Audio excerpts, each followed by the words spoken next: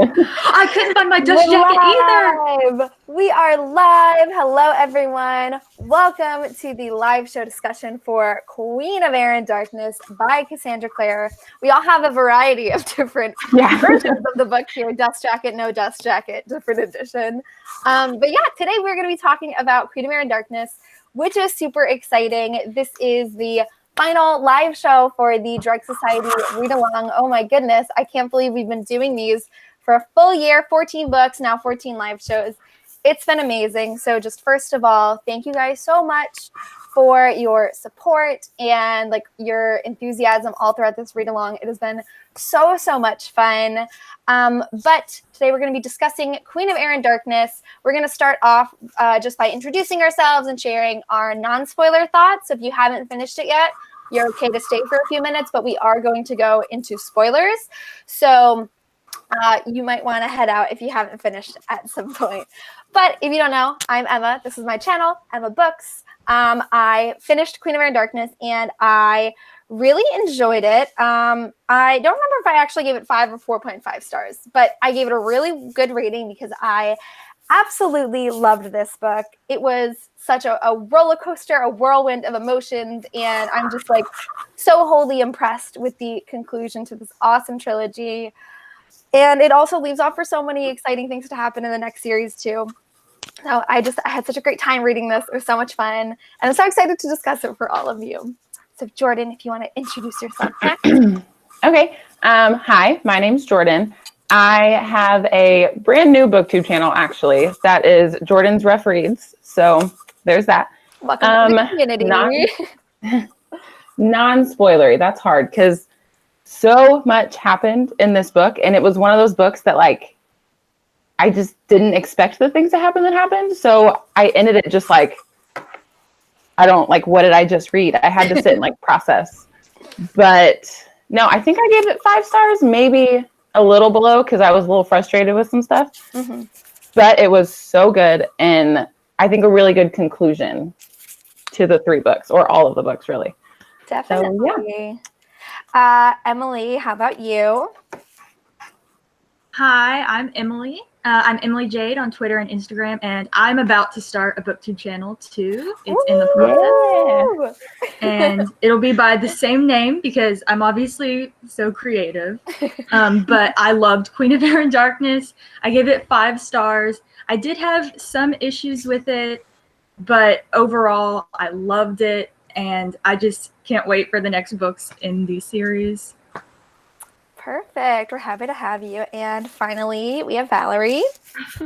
Hi, I'm Valerie. The thing is that English is not my first language, so if I pronounce something wrong, please forgive me. Oh, don't worry about it. And I'm not done with Queen of Air and Darkness. I mean, I like it, but I have so many feelings inside me, so that's why I joined this live show. Awesome. I'm so excited to discuss with all of you. So this is the end of the non-spoilery thoughts. If you have not finished Queen of Air and Darkness, you will want to jump on out of here. So we're going to dive right in. Those of you watching, you can use the chat next to the video window if you have any questions or discussion topics that you want to join in. But to start it off, oh my God, where do we even start with this? Oh, okay, so we have a question from Sierra. What did you guys think about Ash? Because we get a lot of information about Ash in this book, and I'm really curious about your thoughts. Any of you can start. So I actually love Ash. I know that there's some people that hate him just because of who his parents are, but I love him and I love him in The Wicked Powers. Yeah, I have a question. Mm-hmm. Where does the wings come from? I mean, I know he's like a hybrid or whatever, but he's so weird. I mean, I like him, and we got to know some things, and then we get surprised again. So I'm confused. I like him, but it's like we don't know him at all. Yeah, I think that's an interesting point because like we have a lot of information about Ash. Like we know that he is the daughter of the Sealy Queen and Sebastian, and that he has angel blood, Shadowhunter blood, fairy blood, and greater demon blood, and he has this weird like loyalty compulsion thing, but we don't really know. I feel like we don't know him as much as a character and his personality, and that's what we're going to learn in the Wicked Powers. I also don't really understand the wings either, if I'm being honest. But I love Ash so much. I want to protect him with my life. I think he's just so interesting and fun, and what like a unique character introduction. I think he's going to really shake things up in the Wicked Powers, and I really just like loved getting to see more of him and understand him a little bit more in this book.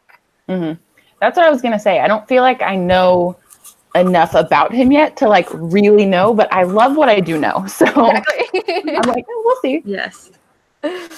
Yeah, he's just, I feel like that I'm like, Cassie's finally giving me the chance to explore my interest in Sebastian Morgenstern without him necessarily being like a murderous asshole. You know what I mean? Yeah.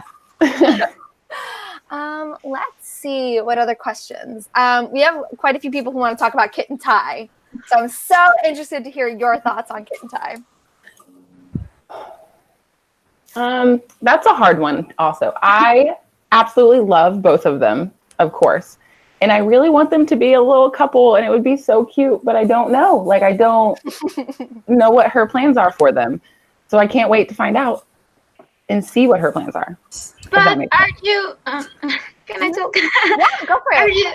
Are you side Kit or Ty? Because there was a discussion in Cassandra Tumblr about who do you support? I think that's a really interesting discussion to have, because one of the things that I struggled with at the end of Queen of Air and Darkness was Kit's reaction to Ty throughout the novel, because I love that is really pursuing this friendship with Ty, and he wants to be close with him, but Ty is clearly in his own world, consumed by like this grief and focus on Livy. But I think that like the ending frustrated me so much with the way that Kit reacted, because I felt like Ty is clearly in like such a difficult situation, and like I understand Kit taking it personally, but it's like, you know, like what is it? The line where Ty is like, "There's nothing here if you aren't," and he's saying that to Livy's ghost, and I'm like, Kid, I get why that would hurt you, but it's not about you.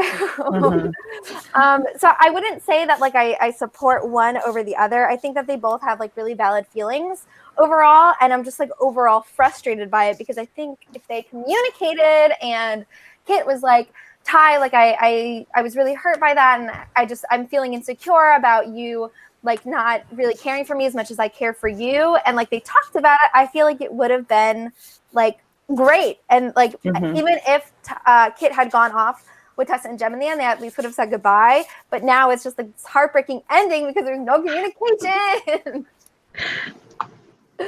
Emily, what do you think?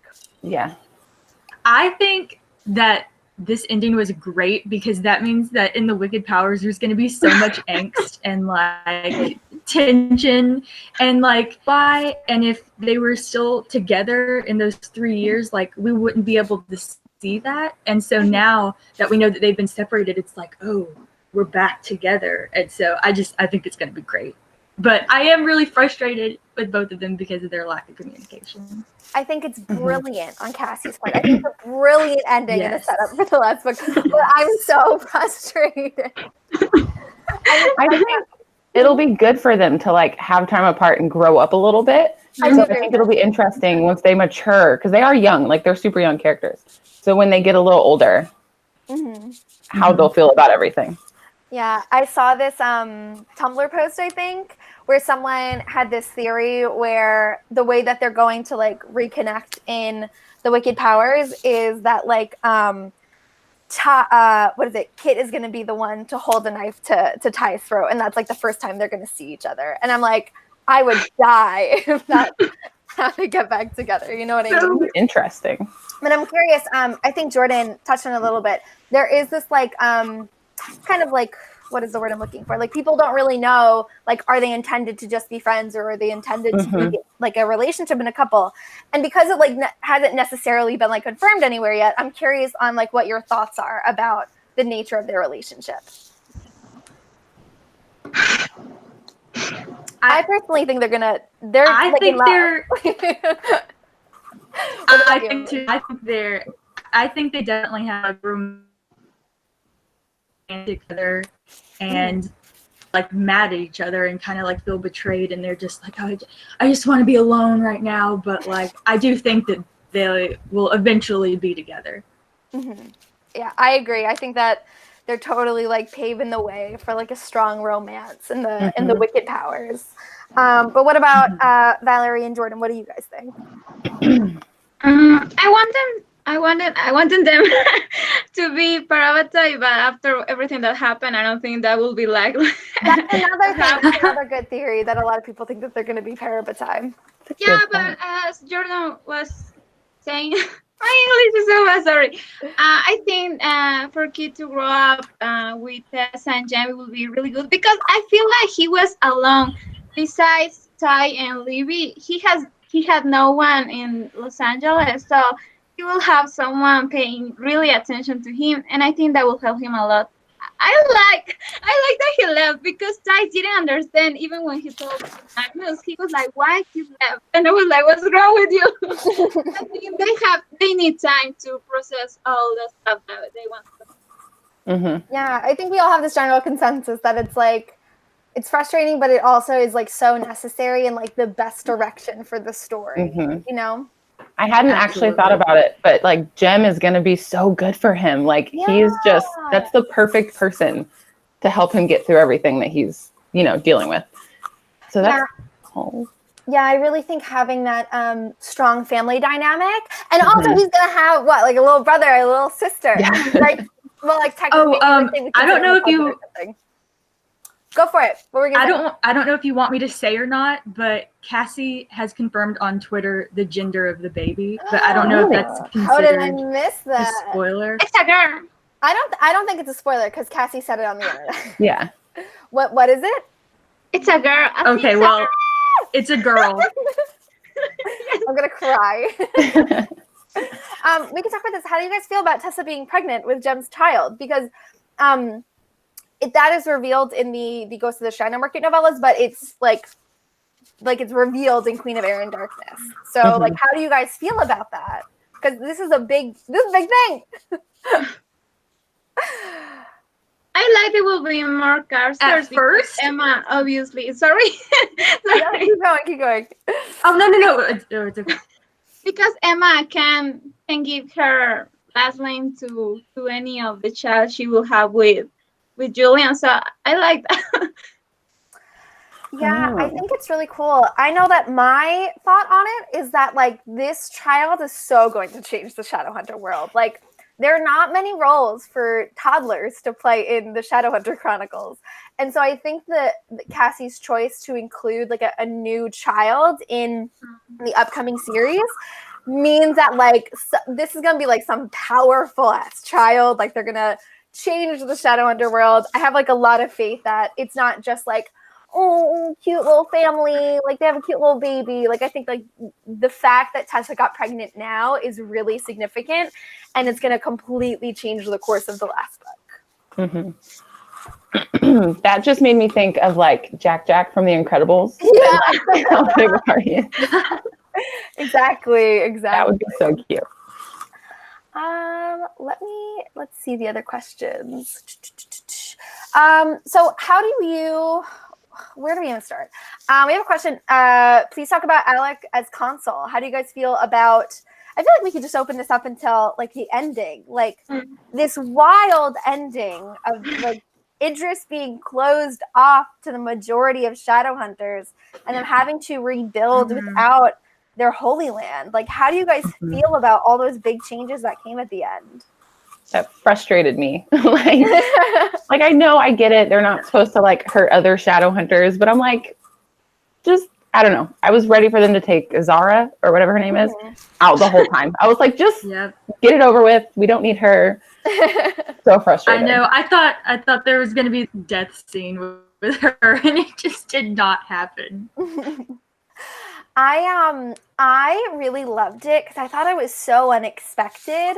I don't think anyone could have predicted that, like, I feel like most of us were going into it like, oh, like the good guys are gonna totally like beat the bad guys, and they're either gonna die or surrender, and then we're gonna rebuild, and it's gonna be great. And it's like, no, like the Shadowhunters are like torn in half, and you know, some of the Zara and the rest of the cohort, like they don't have access to like any other Shadowhunter things, like the Silent Brothers or the Iron Sisters, and now like it's just like mind blowing, and because it happens at the end, like we're not gonna really see the first few years of the transition period. When we pick up in the Wicked Power, things are just going to be like going the way they are, you know what I mean?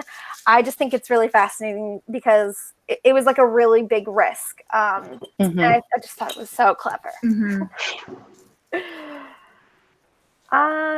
Let's see. We have a lot of questions about Thule in general, and especially Thule, Jace. So I'm curious, how did you guys feel about like the whole part 2 of this story, where we end up in this parallel alternate dimension where Sebastian is alive and Jace is still his partner? What else happened? Clary's dead. Alec and Magnus, like the warlock sickness started turning Magnus into a demon. So Alec kills Magnus and then kills himself. And Livy's alive. Like there's so much to talk about. What were your guys' thoughts?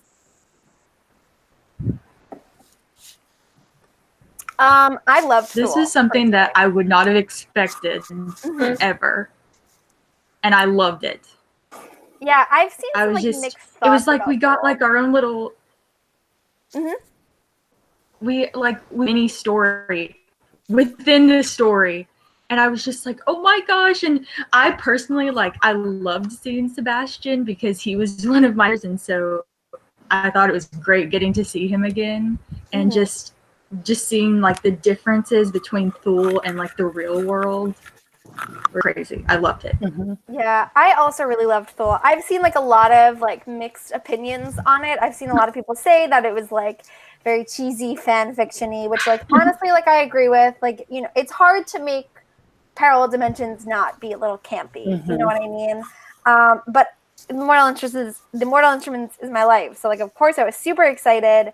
And I thought it was just like really just interesting to observe how different things could have been. Like we really get to see that. And I think that like, even though like people maybe could have predicted Sebastian coming back because like, of course it's a villain and stuff, but I don't think anyone predicted Thule Jace to be how he is, because he's really a different character. He's not our Jace anymore. The way that he like just murders Mayrus at the end of that scene, I'm like, oh my god, we are in so much trouble now that he's in our world. I kind of had the mixed emotions about Thule. Like there were parts that I really enjoyed, like Livy in that was amazing. I loved her. She was such like, she was so tough. It was just everything I wanted her to be, and it was awesome. But then there were parts that were cheesy. But I think them bringing Jace into our world was like where it was like, okay, it was good we found Thule, like we got to see what it was, and now we have this really crazy plot point that I don't know what's gonna happen with. Yeah, so that was cool. It's more than just like that, like fan fiction-y, like what would have happened if, because it really does play into the story. Yeah, it tied it all together. Valerie, what were your thoughts on Thule? I don't know, I like it, but it's so weird. It's like we're really far away from when where we started with City of Bones. And for example, about Jace, Thule Jace, I think it won't be a big thing. It's like Annabelle. We thought like she was going to kill everyone and everything that people talk about, and then you see how this ended. And with Jace, I don't know. I think because he wants Clary, when he sees her with the other Jace happy and getting married, he will be like, you know what, I'm going back to Thule or whatever. So I don't think we will be a great thing in the next book. It's like Cassandra's tricking us to worry about things, and then she's going to mess with other stuff. Yeah, I think I kind of agree with that, because I also don't think that like there's some people like, oh my god, Thule Jace is going to be like the big villain of the Wicked Powers. I don't think he's going to be the main villain. I think he's going to play a significant role in what happens, but I don't think he's like the big bad. Or at least I hope not, because I would want something more than that. Oh, also, and something important about Thule is that like they get the mortal sword back, which is really significant because like that was a huge part of the ending of Lord of Shadows, that the mortal sword was shattered, and like now we have it back. So that's another thing that like I feel, you know, gives more reason why Thule was like necessary and really benefited the story, because there was a lot that we got out of it.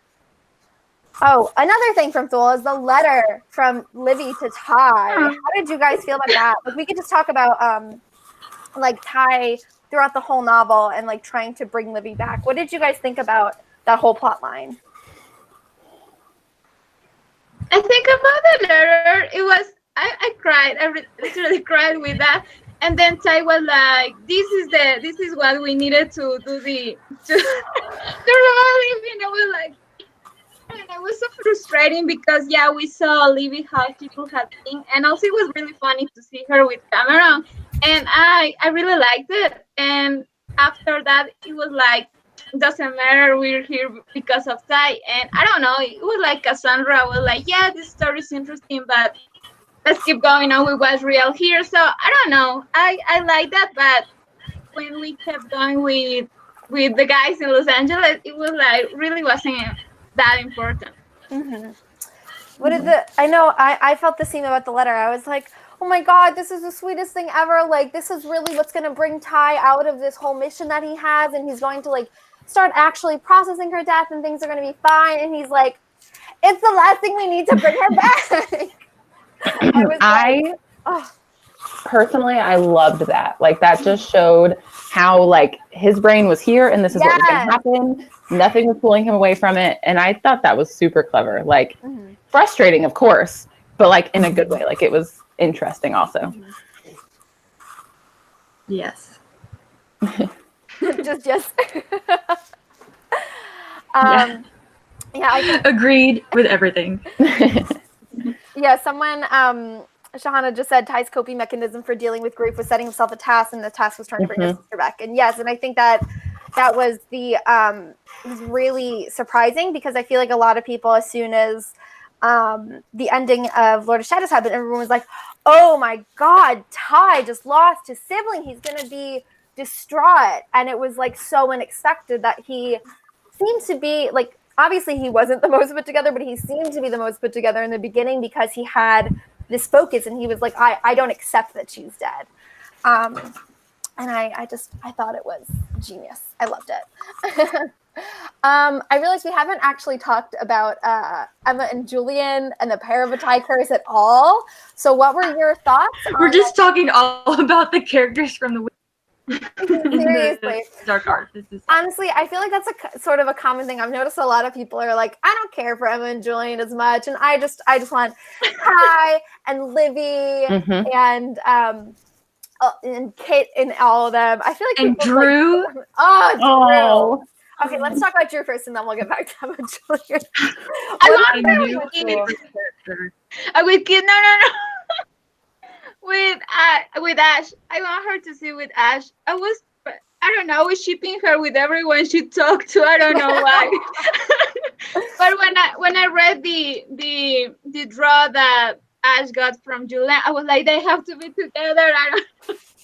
I'm definitely a Drew and Ash shipper as well. I want them to end up together. But I also think that Drew is like an amazing character on her own. Like, when starting Lady Midnight, like, I definitely didn't care for her as much as I cared for like Emma and Julian and Christina and stuff. But like, it's definitely in Lord of Shadows, like, I saw a lot of uniqueness in her, and in Queen of Darkness, she like really surprised me with how much I loved her. And I think she's going to be like potentially one of like my favorite Shadowhunter main characters ever in the Wicked Powers, just because she's such a strong character, and there's so much to delve into with her characterization, and I think she's amazing. Emilee or Jordan, do you guys have any thoughts about Drew? I love everything about Drew. I think she's great, and people treat her so poorly, and that just makes me think of her as like a cinnamon roll character that I love and I need to protect. So interested to see what happens with her in the future. And so I'm just so excited. Jordan, what are your thoughts? I mean, I agree with pretty much everything y'all said. And again, she's just like, she's so young and we've like only gotten to see this like little bit of her. And I just want to see where she ends up because she could be so tough, like a force to be reckoned with. Like I would be afraid of her. I think once she comes into like herself, and I'm just excited to see that basically. Yeah, another thing I really liked about Queen of Mirror Darkness is the relationship between Kit, Ty, and Drew, and how like Kit was really the one to include her. Someone just said that in the chat. Because in Lord of Shadows, I really loved the dynamic between Livy, Ty, and Kit, but obviously we don't have that anymore. And so I like that Kit was sort of the one to like include Drew and teach her how to pick locks and stuff. And I just think that they had a really cute dynamic. And I think it really helped like solidify a lot of Drew's confidence in like herself by finding someone who like actually wanted to hang out with her and viewed her as important. So I really, really liked that as well. While we're on the topic of Drew, how do you guys feel about her and Jaime? Because there are some like very polarizing opinions on their relationship. So what do you guys think? Because it's like a lot of people are like, oh, like they just want to be friends, and then there are other people that are like, oh, they're gonna date, and this is gonna be like an age gap relationship in the Wicked Powers. So like, how do you guys feel about that? Or like, what are you, Team Ash or Team Jaime? I just want them to be friends. Like, I feel like a lot of times her relationships end up being like relationships. And I'm like, I just want it to be a friendship, like a sweet, nice friendship where he helps like support her. And then maybe not even ship her with Ash, like just some random new person who comes in and like, I don't know. That's kind of where I am. I'm not shipping her with anyone at the moment. Ooh, I like your perspective. What do the rest of you think? I like that too. I would love to see just a really great friendship where there's like no romantic feelings at all, and it's just strictly friends, and just delve into that. I'm definitely in the boat where I prefer them as friends, because like I'm also someone that a lot, like growing up as a teenager, a lot of my friends were older, and I think there is something special about like having like an older person to like look up to and to still like view you as an adult even when you are not, you know what I mean? Like I think there's something like there's a really innocent friendship that can happen there that could be really powerful and play into the next book. Like I really liked the way Jaime and Drew left off in this book, where like he was like, I didn't know you were 13. I'm sorry. Like I should have, he really took responsibility for it, and they ended off on good terms. So I think that is like the direction I'd like to see things go into. What do you think, Valerie? I think the same, but also, I don't know, I noticed that when they say goodbye, Drew wasn't really that into him as he was when she first met him. So I think that will be friends. Yeah, I'm definitely, yes, classically cool. I'm Team Drew being happy with whoever she ends up with. And I'm like, honestly, dream. Like when Ash and Drew first met in Lord of Shadows, I was like, oh my God, like they need to date. Like they talked for like 2 seconds, but like I need them to be together. And now definitely getting more of Drew's character. Like I do prefer Ash with her, but I'm like, I would be cool if she ended up single. You know what I mean? I'm just happy seeing more of Drew. Now I feel like we can talk about Emma and Julian and the pair of attack curse and what happens in the end with them turning into these giant flaming giants. What do you guys think? I didn't like it. I mean, I don't know. I feel like Heavenly Fire is resolving any problem in this series. It's like, no, again, please. I mean, it was interesting, but I was like, I don't know, I expected something else. Or maybe for them to die. I mean, I love them, but I think it would have been interesting for them to die because of their love. It's like, at the end, everyone is kind of happy. I wanted something else. And this Heavenly Fire, I don't know. I didn't like it that much. Yeah, I think that's a really fair criticism I've heard like across the whole fandom pretty much, is everyone's like too much Heavenly Fire, or else like they just like didn't like the ending.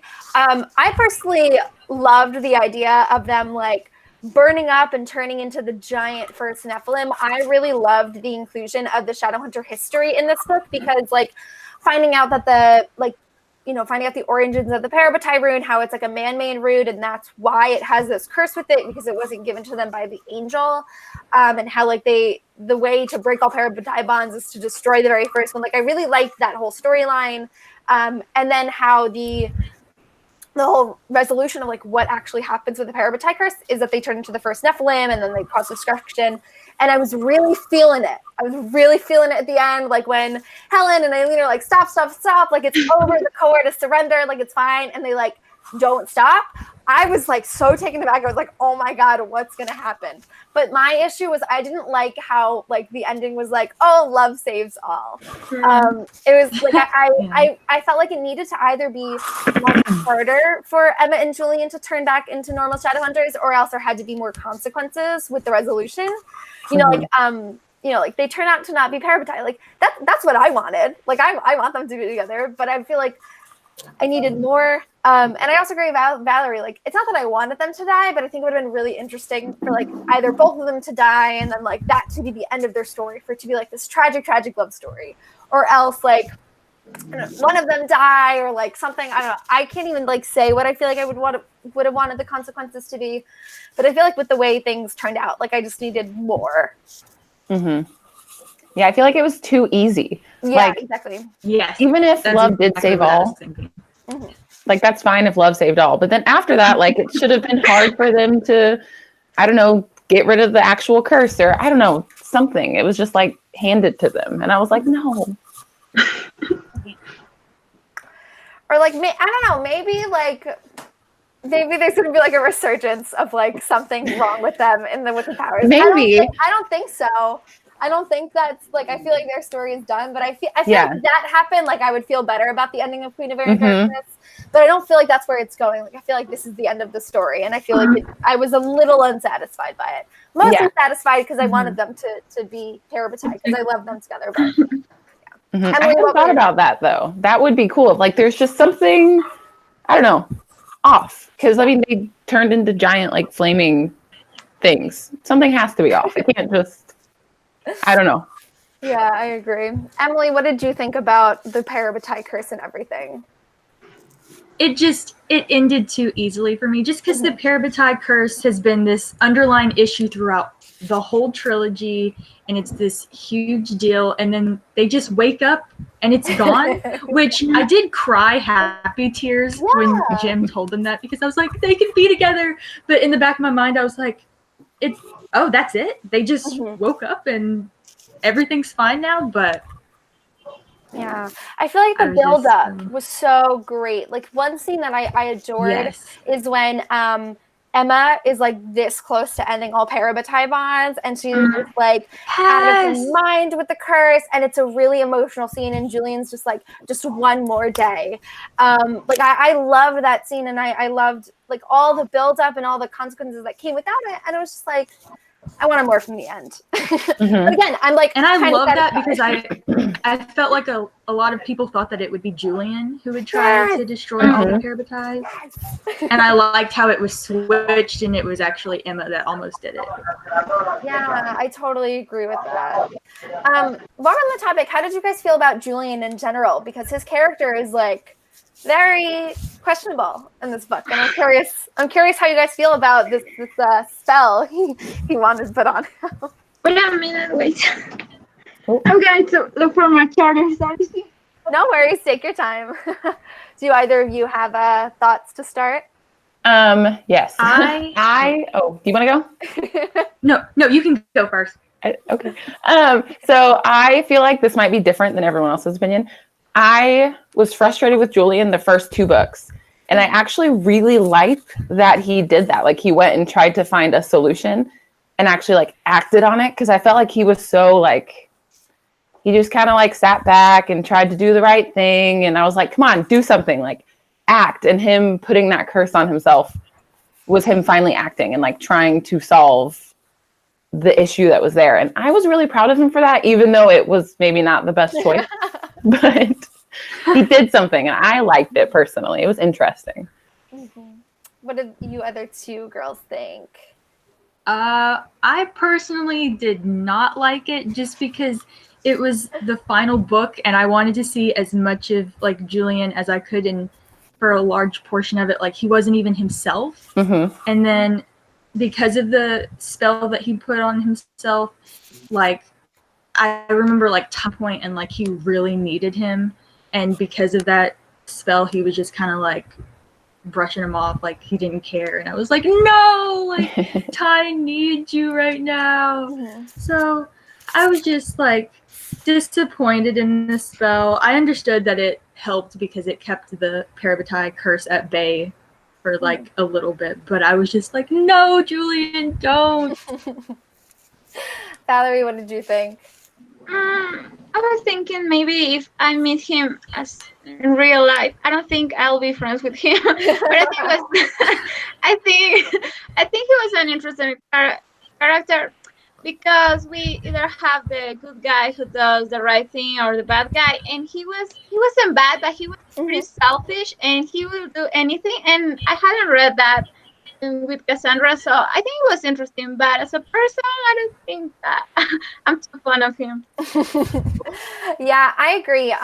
I definitely liked Julian as a kid. Like I like his characterization. I think it's so fascinating, and I love just like delving into all the little analytical things you can do with this character. But this part of the book made me so mad. Like I was like, dude, like I was supposed to be rooting for you. Like this was supposed to be like your book to make things right, and he just like completely fucks over like everyone in his life. And it was like, you know, I understand that like, you know, people deal with grief differently, but it's just like to put everyone else at risk because like you don't want your emotions. I think it was just really irresponsible on his part. Like there was one part where I was talking about like I can't trust you like as a shadow hunter, and like I just don't think that's right of him to like cloud his judgment and to not be honest with his Parabatai. Like I just really didn't like the behaviors that were coming as a result of him taking away his emotions. I also hate that he went to Magnus when Magnus is sick. Like, dude, be respectful. Oh yeah.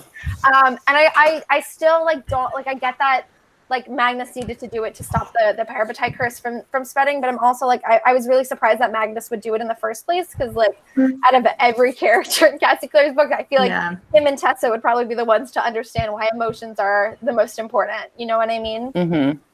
So I struggled with it, but I was happy when, you know, everything in the end worked out and it was all better. I really was pissed off with Julian for a lot of this book.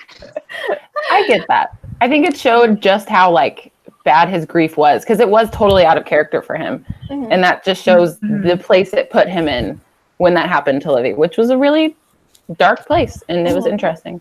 But that was a good thing about Thule too, because you got to see him exactly. who he actually is. Yes. Good thing about Thule. Yes.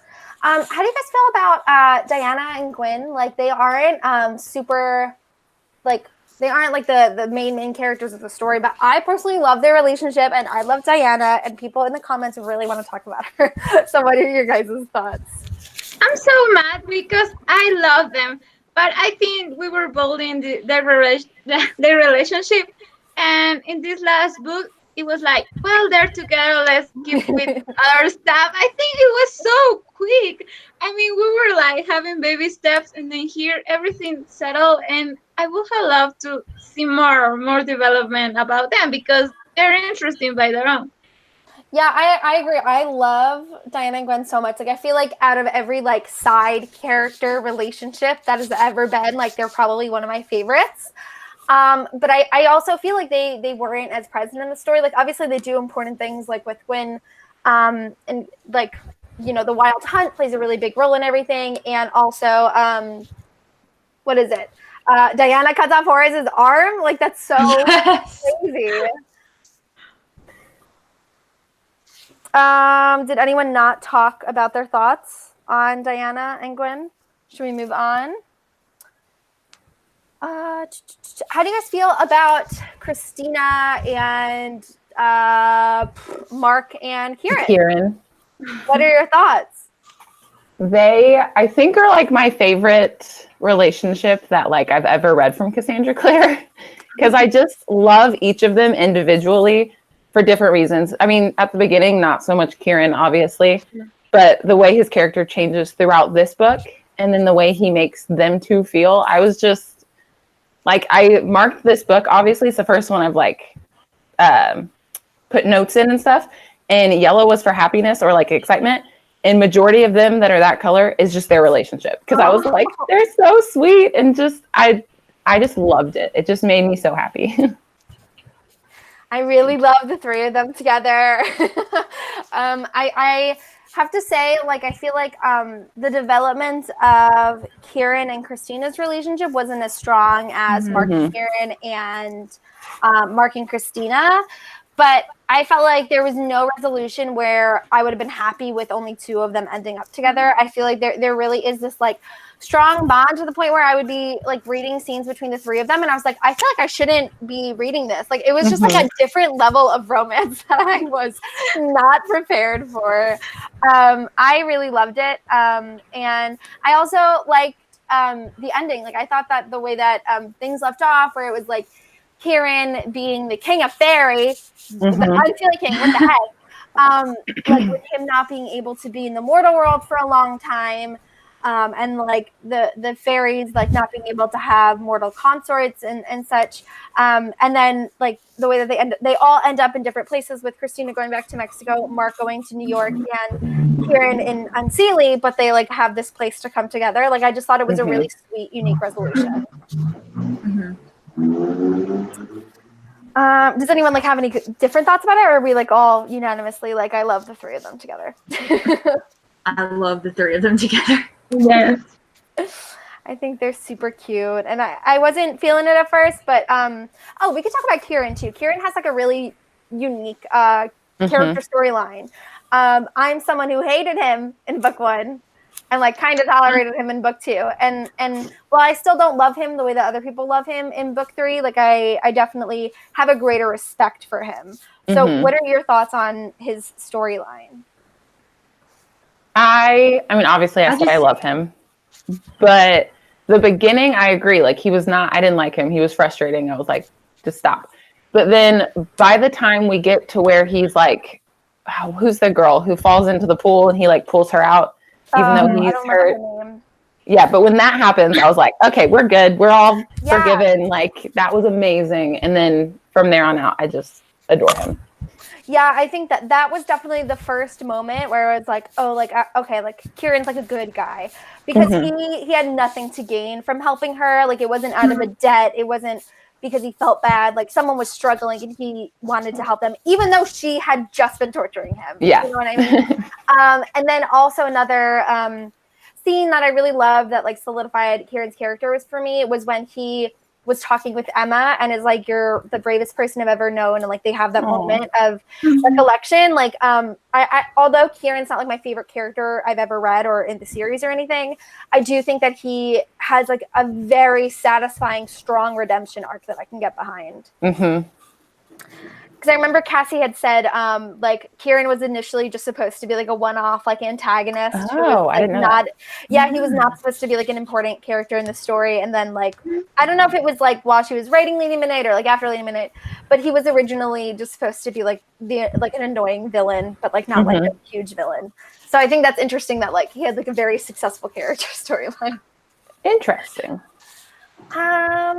Let me see what other questions we have. There's so much in this book, and it feels like we're talking about a lot of it, but like I know we have not even grazed the surface. Let's see. How did you guys feel about Annabelle's role in this story? Because I think it was very unexpected. What did you guys think? I just thought like she would have had a bigger role, and I feel like she was in the background most of the time. I feel like I would have wanted a little bit more from her, you know? I wanted so much more from Annabelle because I did genuinely feel bad for her. I know a lot of people hate her and like what she did was not good, but I did feel really bad for her. And I wanted more information. They don't really explain like why she had such an attachment to Ash. I think that comes from I feel like I took that Or as more like about that. Ash has this like weird thing where he inspires loyalty to people, because that's what Clary was talking about, okay. and Emma had that moment where she also was like, we have to protect Ash, and Clary says to her like, oh, he got to you too.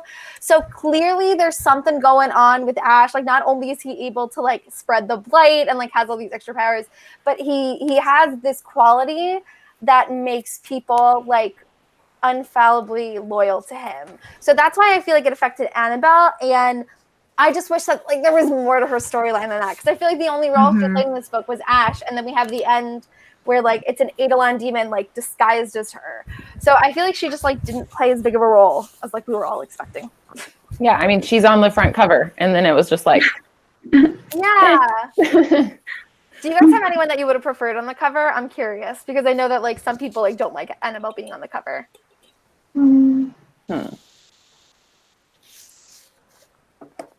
Because Christina, I just know that Cassie said there was no way that another guy was going to be on the cover, like with all of the issues they had with the models being in the water. Yeah. So that's why, like Mark, they couldn't do Mark. And I know that Christina is on the spine. Like, you know how they have the paperback editions that are released with like the spines. Christina's on the spine, so I'm like, why isn't she on the cover? That's just my viewpoint. I feel like as we're like getting to the end of this live show, we could also talk about like the ending and the epilogue, because there's like a good like 100 pages of this book that are just like fluff and fun. With the Malec wedding, how did you guys feel about that? Valerie stressed. I cried. I mean, I love the part when Alex said that he wanted to be remembered because he changed the word for the person he loved. It was like, I want that in my life. I cried. I don't know. I like Malec, but with this book, I was like, I just need Malec in my life. I loved it. I because it was very unexpected for me. Like, I was really, when Cassie had announced that there was going to be like one wedding in the book, I really thought it was going to be Izzy and Simon, because like they were engaged, but that also was like the obvious answer. But because Magnus and Alec were like, we're not getting married until like we are able to be married in our colors, and because people are equal. And I was still like very surprised at the beginning. I was like, wow, like I can't believe this is happening and everyone's here. It was so sweet. I loved it. Oh, and how like Alec literally had everything like ready to go like before he even asked Magnus, and it was just gonna happen that night. It was super cute. And how do you guys feel about Clary and Jace in the end as well? Because we get some things that we have been ruminating on for like 2 years now. So how do you guys feel in general about like Clary's dreams of her dying being related to Thule and like her not actually reflecting real life? Do you think they're over? Because a lot of people think that they're going to play into the wicked powers. And also Clary proposing to Jace. What do you guys think?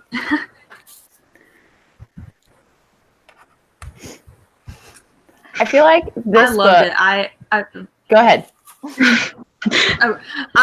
I'm so excited that they're engaged and everything. I don't know if her dreams really were because of Thule or if they are for some other future event, but I'm really happy for them. I can't wait to see what happens, but obviously there is an issue that's going to come into their relationship. Who would have thought that Clary would have two Jaces fighting for her? Damn. I love it. I want those problems. I love them so much. Like, I'm so happy they're engaged and happy and that like they're like they can be together without this whole thing weighing over Clary. I love the way she proposed to him in the greenhouse. It was just like the perfect ending. Yes.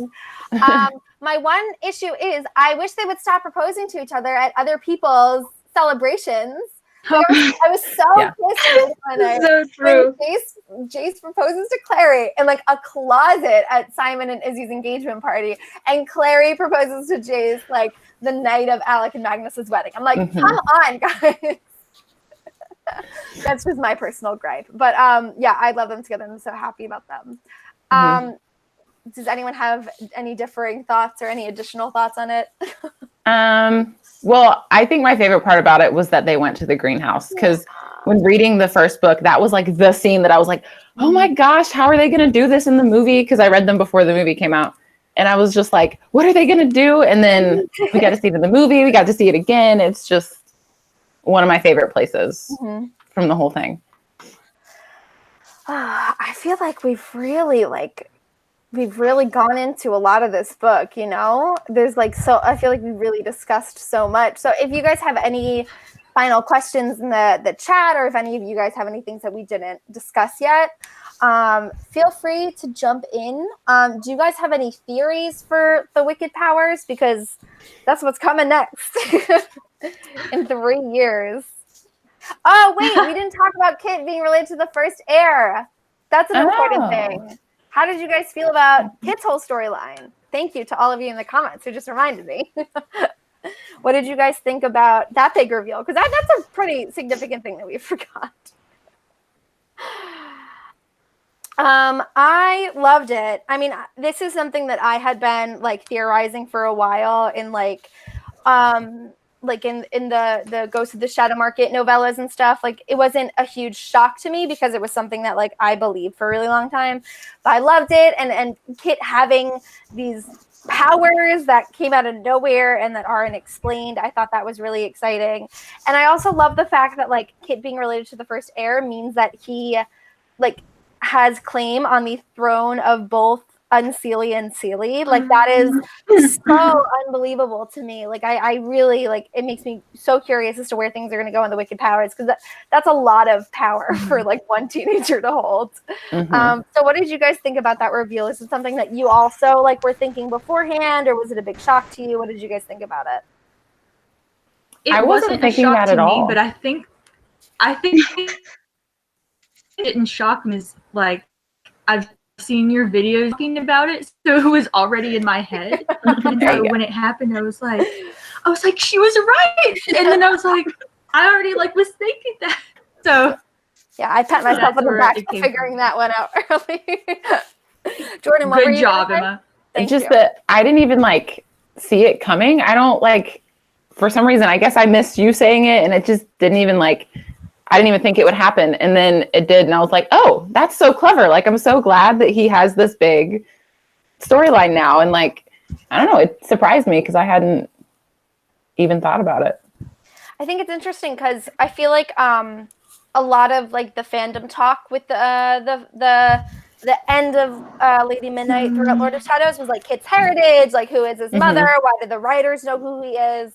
Like, and now we know his heritage. Like, it's pretty much figured out. And so I think that leaves an interesting thing for the wicked powers, because like now, first of all, we get to see him like living with Tessa and Jem, and like seeing what it's like for him to live in like a strong family unit for the first time in his life. But then also dealing with the fact that he's like this super powerful part fairy. And of course it's going to attract some danger. So I'm really interested in that. Valerie, what did you think about like the reveal of Kit's heritage and all of his powers and such? I mean, it was surprising, but when they were talking about they didn't know who was Kit's mother, I was like, maybe this will fit somewhere in the future. And I don't know. I think it's interesting because I don't think it will be like Kieran. He didn't want to be a king, but he ended up being the king. And I don't think Kit will likely take the throne or say I'm the king from both realms. And I think that will be interesting, the wicked powers. And I'm so afraid for him because he's a weapon like Ash, and we don't know what some people might want to do with him. Yeah, I'm so interested to see where things go with his powers, because they're just Cassie's mind, man. She's so talented. Jeez. And I feel like a good thing to end on, because this also leads into Queen of Air and Darkness, is Ty and Livy. Ty is like tied to Livy's spirit. Like, she's a ghost that's tied to him, and we're gonna see her in the wicked powers. So like, what do you guys think about that? Because I did not expect Livy to come back as like an actual character. Like, I don't think she's going to be like a main character, just because it doesn't seem like it's like a super consistent thing with her always being there. That's just like my interpretation of what we got. But I like really expected Ty to like bring her back as a ghost and her to like not come back at all, and like that would be like the moment. But the fact that they're tied, I think, is really interesting. So what did you guys think about that in the end? I didn't like it. I thought that she had come back as a ghost, but like I thought she was only there for like a few minutes and then she was gonna like go away. Still kind of there. I was like, wait, she's actually like gonna still be around? So I have no idea what's gonna happen with her and Ty. So I have no idea. Valerie and Jordan, what are your thoughts? As I was saying, I didn't like it because it really got to me the part when she said, why, I don't know how to, I don't remember, but like she's not resting in peace. Yeah. I know exactly what you're talking about. It really bothered me because I know she will be like kind of happy to see her beloved ones for the rest of her life, but at the same time, I don't want her to be like Jessamine forever watching everyone die. I think it's really sad. Yeah, I think that there is like this bittersweet feeling to it because it's like, of course, like we as readers really want Livy back. Like, who wants like a character like Livy Blackthorn to die? You know what I mean? But I feel like there are going to be some like additional complications. And also, I don't think anyone other than Kit and Ty know that Livy is like back as a ghost. So I think that's also going to do it. But I'm also like, I'm excited for her to be like this voice of reason for Ty and to like help him grow up. Like, I think it'll be really sweet. Also, Ty. I'm kind of hoping that has like she'll have something to do with Ty and Kit like becoming friends again because he can see her and then like I don't know, she like, hey, you need to go talk to Ty or something, and then just kind of I don't know, it'd be really cute. Oh, that's cute. Oh my god, wait, what if like when they meet for the first time again, like he sees Livy's ghost first and then he's like, oh my god, what if Ty's here? Yes, that'd be so cute. Wow, I'm so excited for the Wicked Powers. But thank you guys so much for joining me for this live show. Those of you who have been watching and just killing it with the discussion in the comments, I've been reading the whole time, and you guys have some fascinating things to say. And of course, thank you to my lovely co-hosts for joining me and leading this awesome discussion. If you want to check out the Instagrams and BookTube channels and Goodreads and such of Jordan, Emilee, and Valerie, you guys can check them out in the description of this live show. Maybe we will have some more Shadowhunter live shows in the future as the books come out because we have like so many more. We have like at least 12 more books in like the Shadowhunter world. Goodness. We can't keep up. But, thank you guys so much for joining me. And I hope you guys enjoyed, but we'll see you soon for a new one. Bye. Bye.